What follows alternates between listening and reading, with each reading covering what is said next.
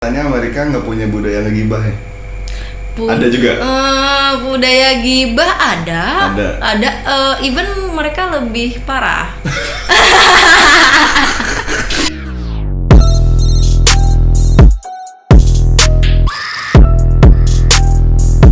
Welcome back ke Narasi Akbaraka. Teman-teman, kali ini edisinya spesial banget. Di malam lebaran kita kedatangan seorang tamu inspiring banget. Dan buat teman-teman yang selalu support channel ini, jangan lupa klik. Tapi sebelum kita memulai, jangan lupa like video ini, subscribe channelnya, dan nyalakan loncengnya agar kalian tidak ketinggalan narasi berikutnya. Dwi Arumenina, Ais. Apa kabar, Wi? Alhamdulillah baik di malam lebaran ini. Malam lebaran ya? Iya. Kita malam ini spesial banget. Ada backsound. Ada backsoundnya yang dari- sangat menyejukkan hati ya. hati. Alhamdulillah. Dan membuat Dimas dan kru-kru yang di sini akhirnya insaf pengen mudik, cuman nggak boleh mudik. Iya, pokok hashtag jangan mudik, nggak boleh. Yang boleh cuma pulang kampung. Iya, boleh, benar. Habis ini hilang. Halo BNN. Halo. Wih, sehat tapi keadaannya sehat ya? Alhamdulillah sehat. Dwi sekarang berfokus di Samarinda. Bisa Samarinda. Sama sekali nggak ada pulang kampung ke Tenggarong. Sebelum-sebelumnya? Sebelum-sebelumnya ada kemarin pas bulan puasa sekali sih. Cuman karena bulan puasa sangat hektik dengan duet dengan pandemi corona, jadi harus kerja keras. Jadi jangan pulang dulu. Jangan gitu. pulang. Bisnis lancar. Lancar. Gimana pertanyaannya, coba diulang? Lancar. Yang nanyanya pebisnis.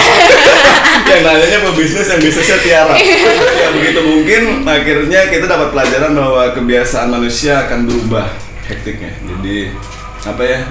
Kalau bahasa kerennya sekarang tuh new normal. New normal, seperti yes. itu. Jadi semua orang akan mulai merubah gaya hidupnya, ketakutannya, Wi ya. Betul. Dan ketemu orang Lebih waspada. lebih waspada.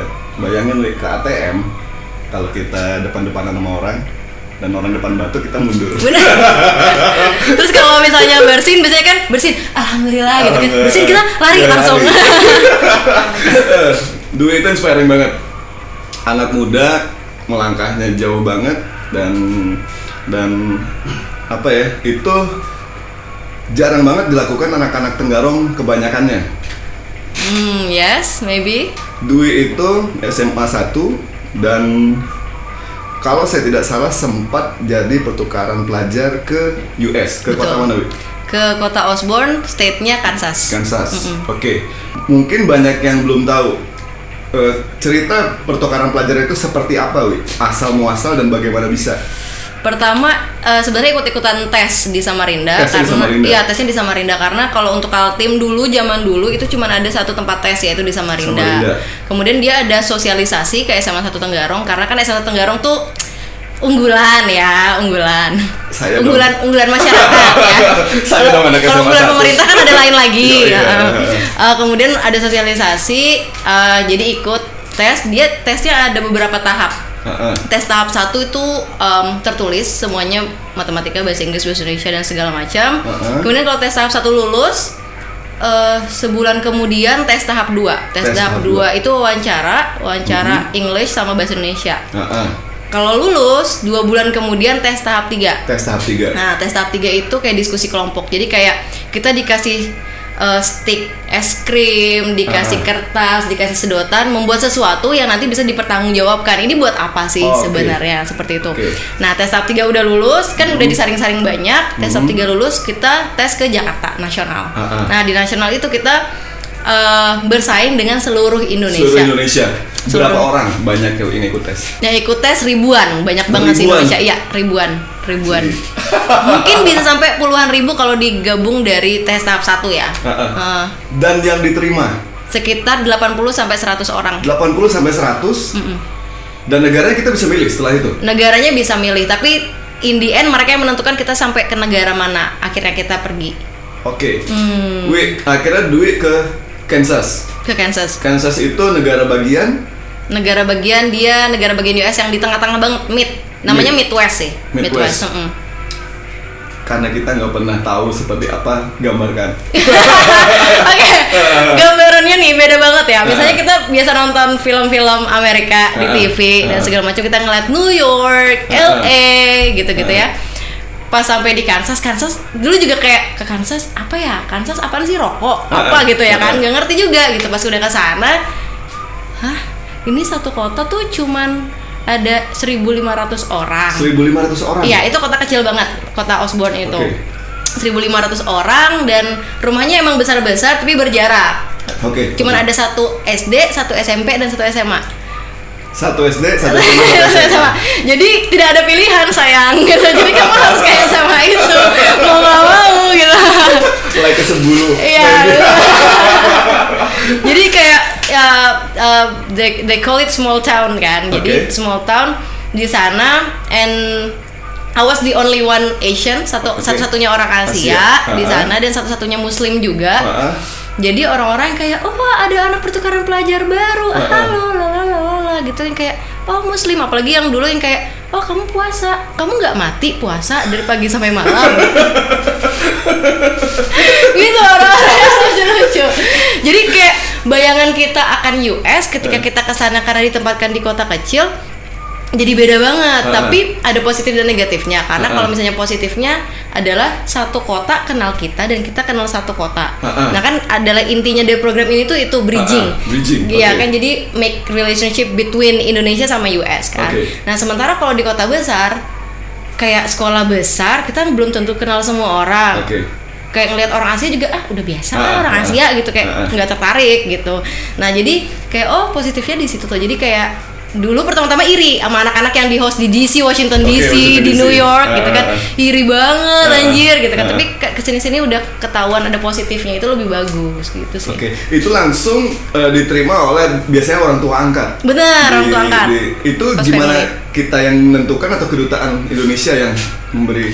Orang US Embassy, jadi orang Amerikanya, mereka tuh even untuk orang tua angkat mereka tes bang, mereka ada seleksinya lagi. Untuk menjadi orang tua angkat. Jadi orang tua angkat itu nggak semena-mena kayak mereka daftar jadi orang tua angkat terus kayak oke, kamu jadi orang tua angkat, enggak. Jadi mereka ada seleksinya lagi. Mereka ngelihat kayak keluargamu seperti apa, ekonomimu seperti apa, rumahmu seperti apa, kamu bisa tinggal dan meng-guide anak nih dari antah berantah nih dari ke Amerika, kamu bisa nggak sih membuat mereka betah selama setahun di sini seperti itu. Merasa nyaman di keluarga merasa itu. Nyaman. Mereka punya anak.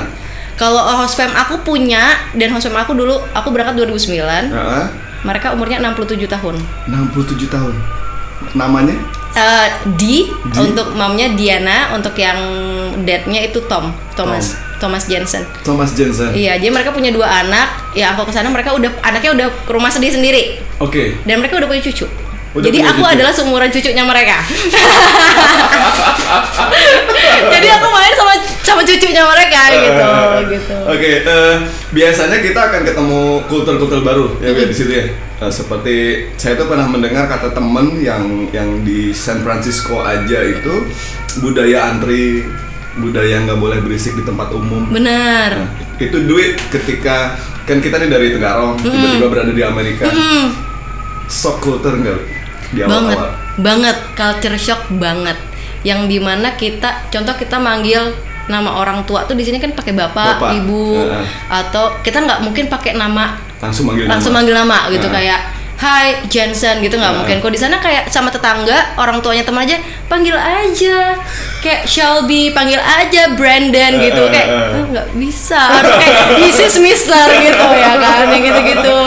Terus kayak yang paling lucu, yang paling agak shock culture tuh hal kecil yang kayak misalnya bersin sama kentut. Itu hal yang sangat terbalik di Indonesia gitu. Sendawa. Jadi gitu. Kalau di sini kayak kentut tuh kayak ih apa sih kentut gitu. Kalau di sini sendawa kayak biasa aja. Tapi kalau di sana kalau sendawa tuh harus kayak big no gitu. Big no. Kalau kentut yang ya udah biasa aja gitu. Gitu sih culture shock. Saya pernah kejadian di Eropa tuh. Makan di KFC dan ketika minum coke. Iya benar. Sendawa, perempuan di sebelah saya marah. Padahal dengan nenek tua. Banget. Kan jadi kayak salah saya apa? Di Indonesia secara teman-teman kita AUA dua A gitu kan kalau udah Udah biasa. Bagaimana dengan mall nggak pernah ada ya kalau di Amerika atau di Kalau mall mereka ada, tapi beda sama kita di sini. Kalau mall kita kayak 5 tingkat, 10 tingkat gitu mereka. Kalau mereka enggak, mereka tuh cuma 1 tingkat tapi luas banget gitu. Oh, oke. Bedanya di situ doang. How about Indonesian restaurant food? Restoran ya, food. Nggak pernah ketemu paling banter Chinese food. Okay. Itu udah senang. Itu udah girang, ketemu ayam atau ketemu kayak oseng-oseng itu udah girang. Karena kan kayak Chinese food emang kurang juga kan bumbunya sebenarnya dibanding kita ya, yang kayak rendang atau rica-rica gitu.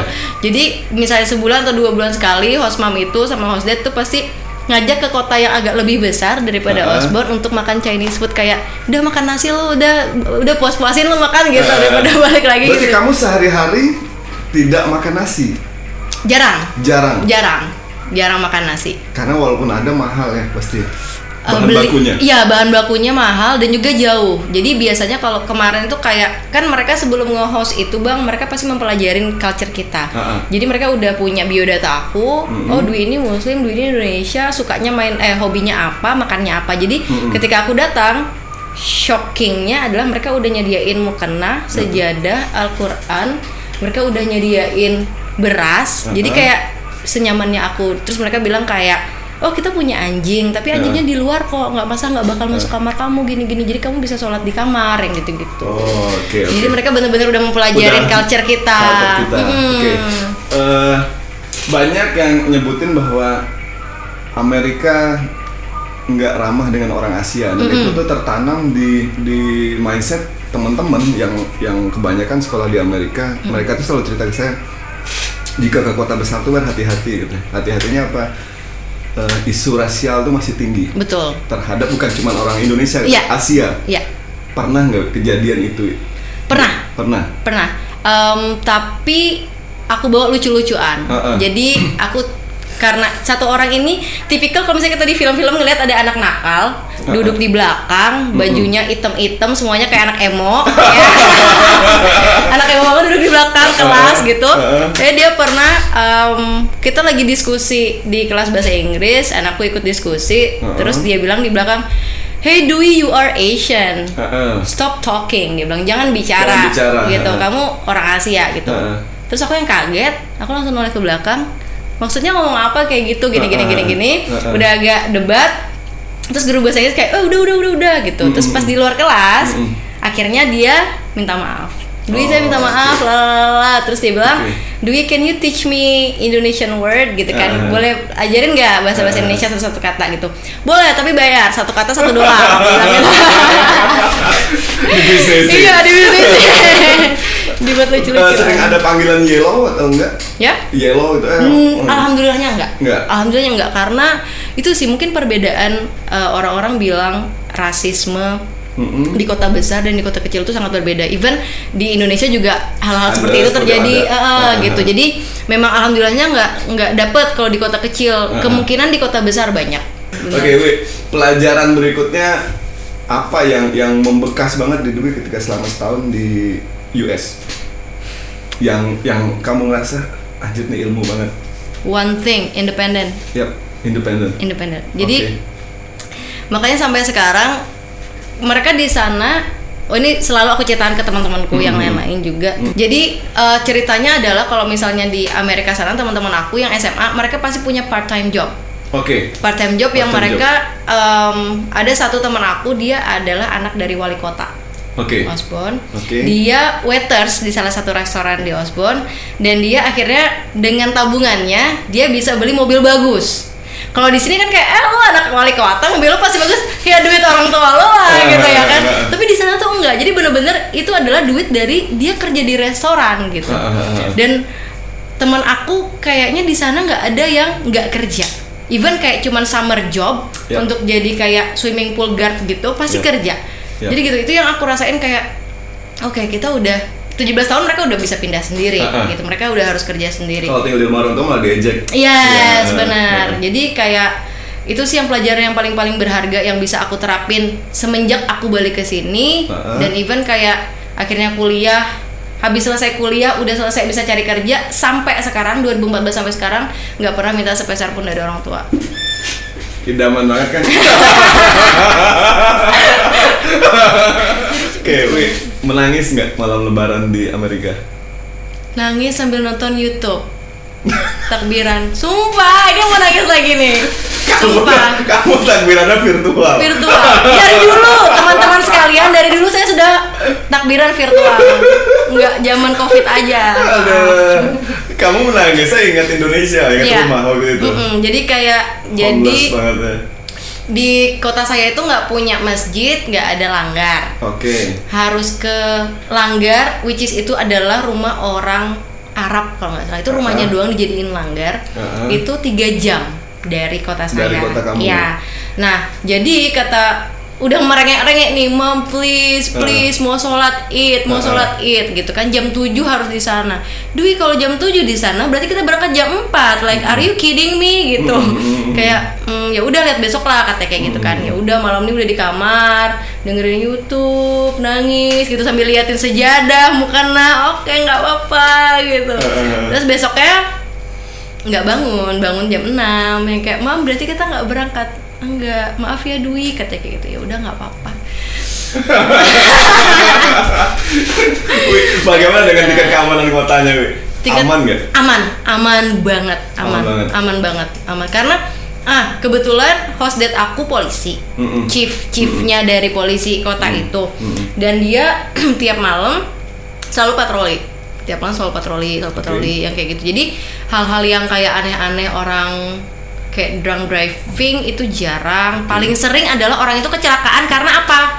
Karena nabrak rusa, nabrak sapi, nabrak rakun. Wah, di kampung banget kata gue.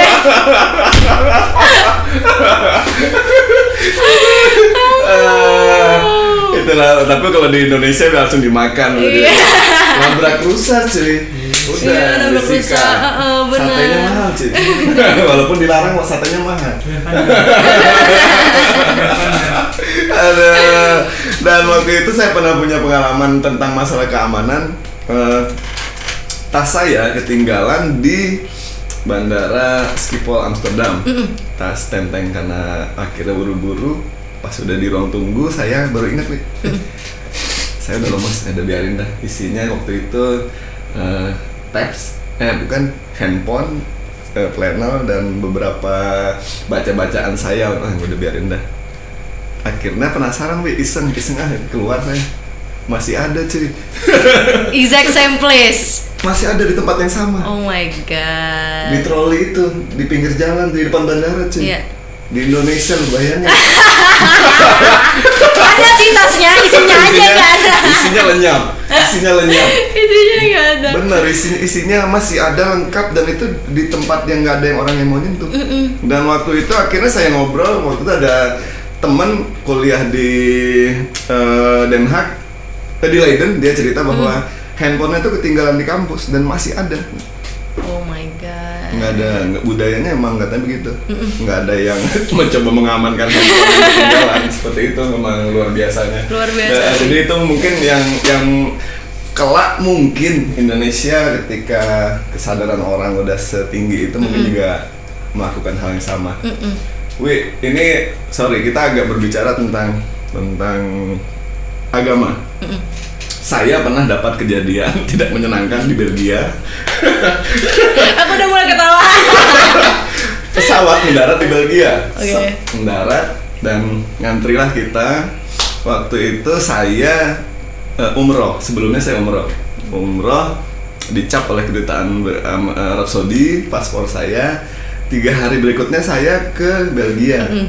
Sesampainya Belgia saya ditahan di pintu masuk. Mengingat di paspor saya Ahmad Akbar. Yes, benar ada Ahmadnya. Are you Muslim?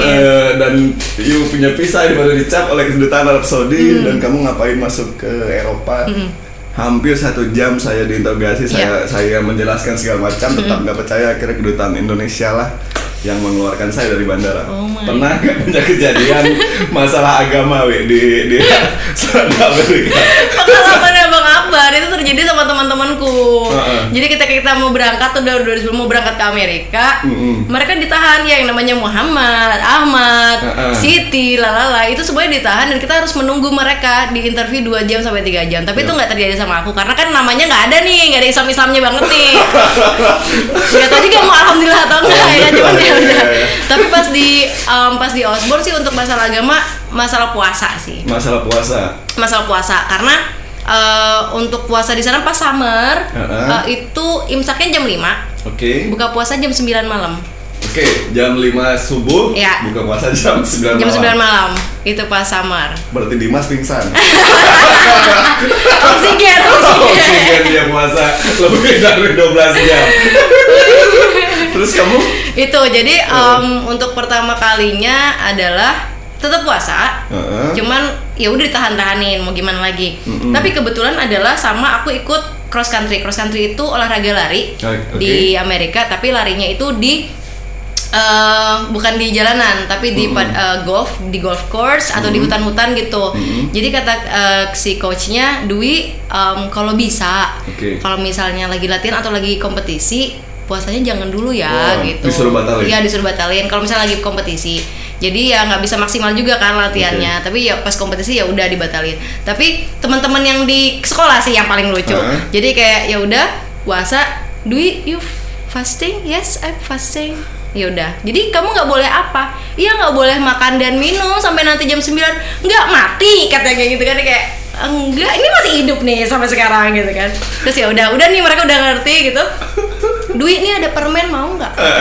Nggak boleh juga sayang, nggak boleh.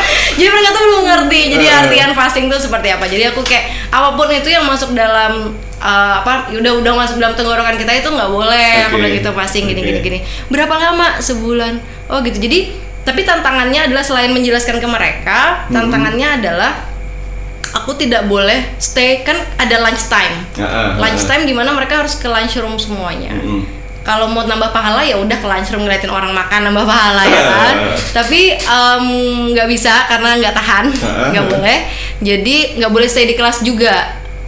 Nah itu tantangannya, kayak ini harus kemana gitu. Akhirnya ke library. Jadi ke perpustakaan aja nunggu gitu, udah selesai baru deh masuk ke kelas lagi gitu. Dan katanya Amerika nggak punya budaya ngegibah ya?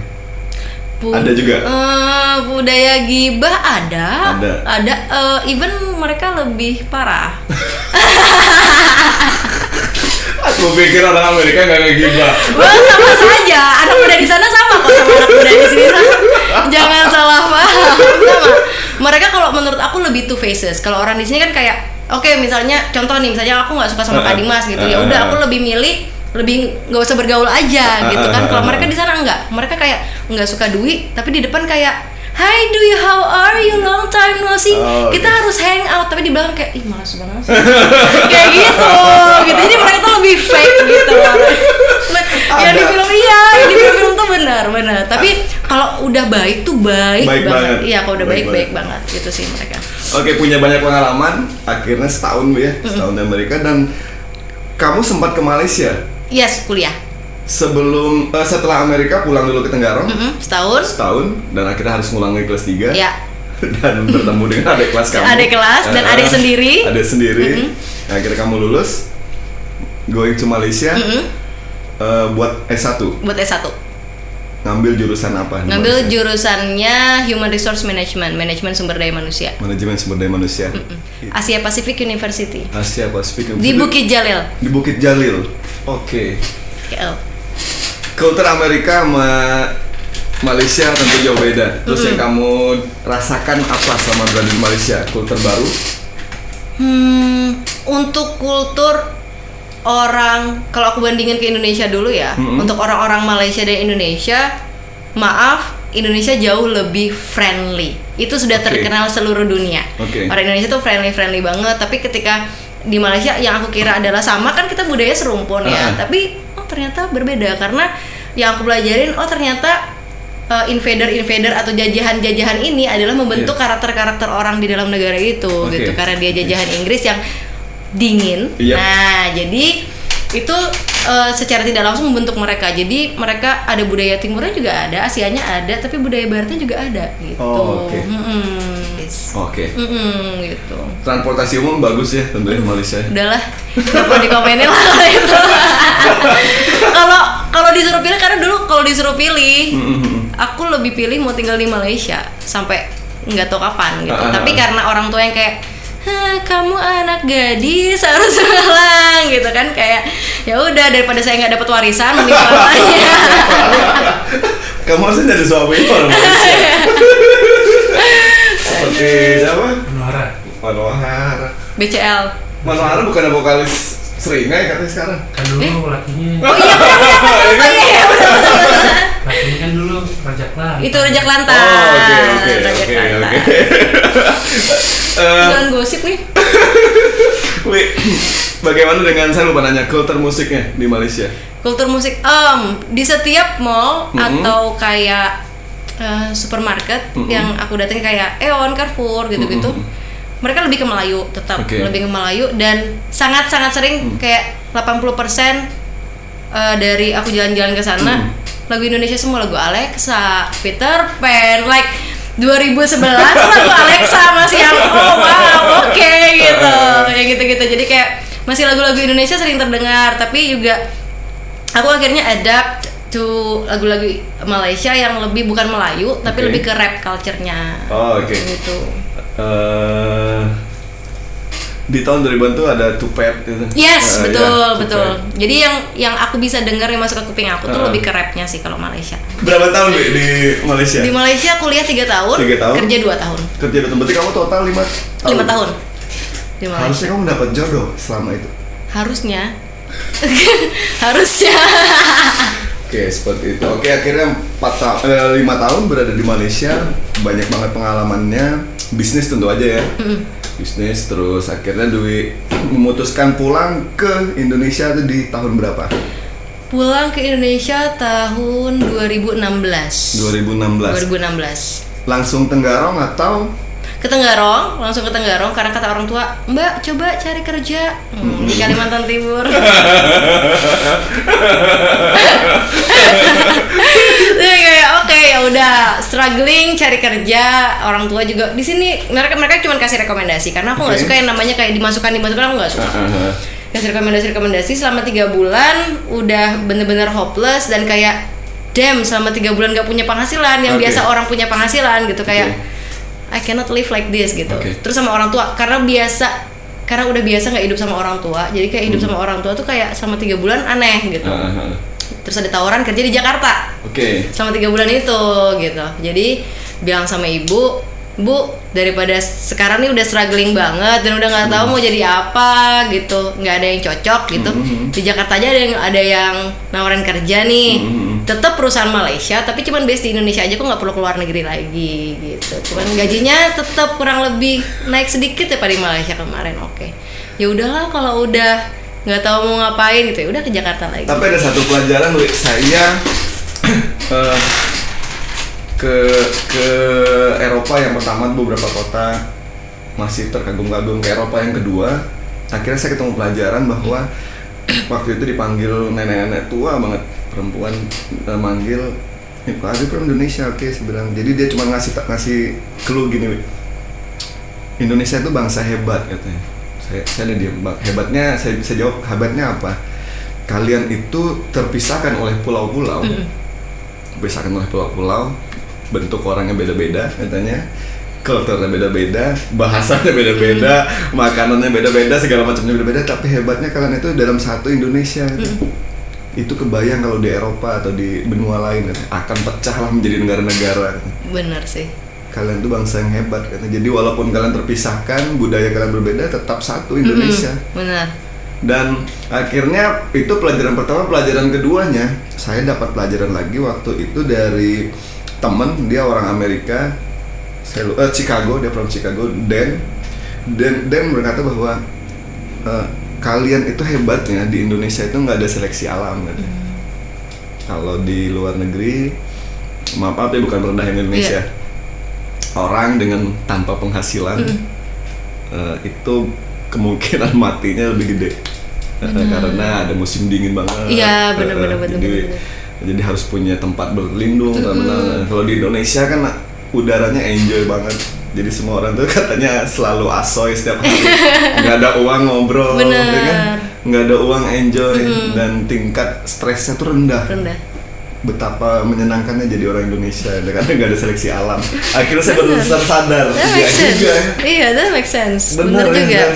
Iya juga. Jadi kalian tuh nggak dikejar apa-apa katanya. Bekerja kalian tuh jarang yang under pressure, di bawah tekanan tuh jarang. Kalian tuh bekerjanya kebanyakan sesuai kesenangan kalian. Nggak jadi duit juga nggak apa-apa. Saya senang. Kalau di luar negeri katanya nggak. Bener sih. Dan kita kayak ya udah kalau nggak punya duit, udah yuk makan yuk, we help each other gitu. Kita saling menolong gitu sama yang lain. Kok di sana kayak ya udah, lu nggak ada duit, lu harus kerja lah gitu. Harus kerja. Dan manusia satu dan manusia lain itu berpacu. Bener. Setuju Jadi sih. betapa beruntungnya menjadi orang Indonesia. Beruntung. Alhamdulillah. Mau jadi orang apa lagi saya paspor muda Indonesia kok. Oke, di Jakarta berapa tahun, Bu?